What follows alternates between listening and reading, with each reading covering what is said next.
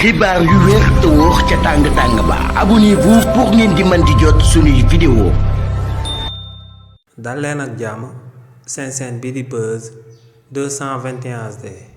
kii di Macky Sall di ancien président de la République moom ak kii di Karim Meïssa Wade di doomu président Abdoulaye Wade ñoo ngi leen di daal di lim ci coowal Jeffrey Epstein mi nga xam ne akub homme d'affaires la bu yoroon lobby bu gën a rëy ci Amérique te di fa daan amal ay trafic sexuel coow loolee nu mu demee moom mooy que ne kii di Jeffrey Epstein daa bokkoon ci homme d'affaires yu gënoon a daal di influent te ñu nekkoon ca Amérique kookee dafa amoon xaalis ba li ni mel sababoon mu daal di jëndal boppam benn île te si île boobee la doon daal di yóbbu ay homme d'affaires yu dul jeex yu nekk ci Amérique ak fépp ci àdduna bi ngir ñu daal di fay amal ay pratiques yoo xam ne yoon da koy daal di tere te mun nañ cee lim liñ dippee pédophilie ndax kii di Jeffrey Epstein lu sabab ñu daal di koy teg loxo en 2019 moom mooy que ne waa FBI dañoo amal ay éléments yuy firndeel que ne da doon amal ay trafic sexuel jëmale ko ci ay xale yu ndaw li ni mel nag moom moo sabab kii di Jeffrey Epstein ñu tegoon ko loxo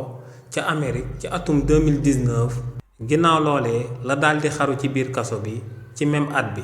ginnaaw nag ba kii di Jeffrey Epstein génnee àdduna waaye FBI dañoo tàmbalee di génne ay documents jëmale ko ci coowal Jeffrey Epstein boobee te ci documents yooyee dañ cee nemmeeku turu Elon Musk di nit ku ëpp xaalis ci àdduna bi Donald Trump Bill Clinton Jay-Z ak ay personnes yu influents yu bëri yu daal di nekk ci Amérique te loolee nag américains yu bëri dañoo bëgg ñu daal di ciy bay enquête ngir mu daal di leer te loolee tamit moom moo sabab ñu bëri ci américains yi di wax que ne kii di Donald Trump bëgg a daal di fay scandale boobee moom moo sabab actuellement mu bëgg a daal di attaquer coûte que coûte Iran